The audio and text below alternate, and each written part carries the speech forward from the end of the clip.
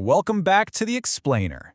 Today, we're zooming in on what is, quite literally, the ultimate protective shield for seafarers. Now, when you hear the phrase maritime labor standards, you might immediately picture some dry, dusty legal review. But actually, scratch that. We are talking about high-stakes scenarios on the open ocean, and the precise high-gear protocols that protect the very people who keep our global supply chains and the goods we rely on every single day moving. Let's get right into it. So what happens when a crew is left behind? Picture this scene for a second. You've got a massive cargo vessel, it's anchored miles offshore, and out of nowhere the ship owner just vanishes. Operating funds dry up instantly, the crew is totally stranded. It's that exact moment of crisis where all hope seems lost. But in the real world of maritime law, this exact scenario triggers a massive, highly coordinated government response. It's almost like a cinematic mission briefing. When the original plan falls apart, a heavy-hitting rescue operation swoops in to protect and extract the crew. Section 92 and the cavalry. This is the ultimate safety net. Okay, let's dive into this. When a crisis hits, there is a strict tactical sequence that kicks into gear. 1, 2, 3. Step 1. The owner fails to make arrangements or pay for a replacement crew. The very second that happens, boom, we hit step 2. The central government deploys. They instantly step in, take absolute control of the logistics, and arrange for a replacement crew to be sent on board so the original stranded crew can be safely repatriated. It's a rapid, seamless transfer of power. And then we get to step 3. The debt is recorded. Because, listen, the government's intervention isn't some gift to a negligent owner. It is a meticulously tracked expense that launches the next critical phase of our operation. And here is perhaps the absolute most vital piece of armor the seafarer wears: absolute financial protection. The law explicitly states that the ship owner, or their agent for that matter, is strictly prohibited from recovering any of these rescue costs from the seafarers themselves. Imagine the profound relief for a stranded crew member knowing they are completely shielded from the massive financial burden of a government extraction. There are absolutely no shady deductions from their hard-earned wages to pay for their own flight home. Full stop. Settling the debt. It's time to hold these owners accountable. Now, what's really interesting here is how brilliantly efficient the legal mechanics actually are. The government doesn't have to endure some dramatic, drawn-out courtroom battle just to prove they spent the money to rescue a crew.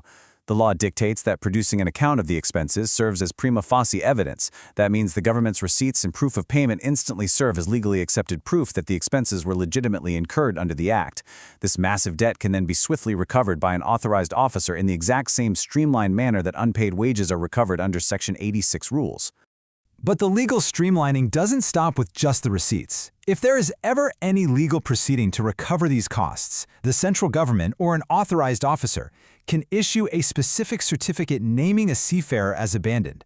And you know, this certificate isn't just a standard piece of paper. It is absolute, conclusive evidence. Once that certificate is produced, the debate is entirely over. It is the ultimate bureaucratic trump card, completely eliminating a negligent owner's ability to deny that the abandonment actually took place. Preventative inspections under Section 93. Welcome to the Frontline Shield. To enforce these rules proactively, the central government empowers a specific, highly trained roster of authorized officers to launch any inspection at literally any port at any time. We're talking about the shipping master, the surveyor, the seafarer's welfare officer, and even the Indian ambassador. This elite roster, this cast of heroes really, means that wherever a vessel drops anchor, there is a dedicated authority figure ready to step on board and ensure the crew's rights are being respected before a crisis ever has a chance to unfold. And here's the best part. It doesn't take a massive petition or a prolonged strike to trigger a government boarding. It takes just 3 people.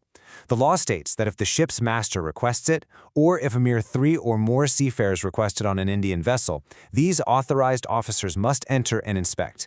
That gives an incredible amount of immediate power to a very small fraction of the crew to just pull the emergency brake and demand oversight. When these officers do board, it is a meticulous, highly focused sweep of the ship's living conditions. Picture this. They immediately head below deck to check the absolute freshness, quality, and adequacy of the provisions and water. They verify the weights and measures to ensure no one is being shortchanged on their daily rations. They rigorously inspect the living quarters, the vital spaces where these seafarers sleep and recover after grueling shifts. And they thoroughly examine the galley, scrutinizing the space and equipment used for storing and preparing the crew's meals. It is a rigorous, top-to-bottom health and safety audit designed to catch violations before they harm a single crew member. The Gold Standard Certificate. This is all about unbreakable compliance. See, the physical inspection is really only half the battle. Inspectors are also demanding to see the specific paperwork that proves unequivocally that a ship is safe, regulated, and operating legally. They are hunting for the Maritime Labor Certificate. This is a crucial document granted directly by the central government or an authorized organization, in strict accordance with the Maritime Labor Convention. Think of this document as the vessel's ultimate passport. Without it, the ship simply cannot do business. And alongside this, officers will also heavily scrutinize the Declaration of Maritime Labor Compliance. The mandate for this paperwork is crystal clear. All Indian vessels engaged in international voyage shall possess a Maritime Labor Certificate, as well as that Declaration of Compliance. It is completely 100% mandatory. And it doesn't just apply to long-haul international voyages either. It also applies to vessels operating from a port or between ports in another state. So the crucial point is exactly how the law defines an international voyage to ensure absolutely no one slips through the cracks. If a ship is moving goods from India to the rest of the world, or from an outside port into India, or even traveling between ports entirely outside of India, it falls under this definition. The net is cast incredibly wide.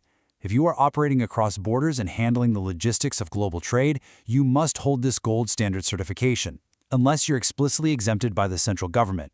Furthermore, the vigilance never stops. To prevent any seafarer from being taken on board illegally at any Indian port, a shipping master, director of the Seafarers Employment Office, or their deputies hold a massive amount of authority. They can enter any vessel at any time if they have reason to believe seafarers have been shipped contrary to this act.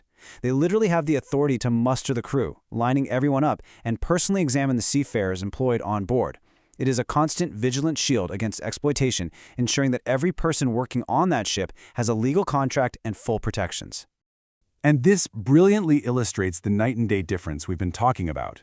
An unprotected, unregulated ship is highly vulnerable, completely lacking any real safety net for its crew. It leaves the people working on board totally exposed to the whims of the owner. In stark contrast, under Sections 92 and 93, a certified ship operates as a fortress of regulation. It means guaranteed government repatriation if abandoned, meticulous living quarter inspections, and an environment where compliance is proven, documented, and legally enforced at every single port. So, what does this all mean? How does this ironclad system actually reshape the logistics of global maritime safety?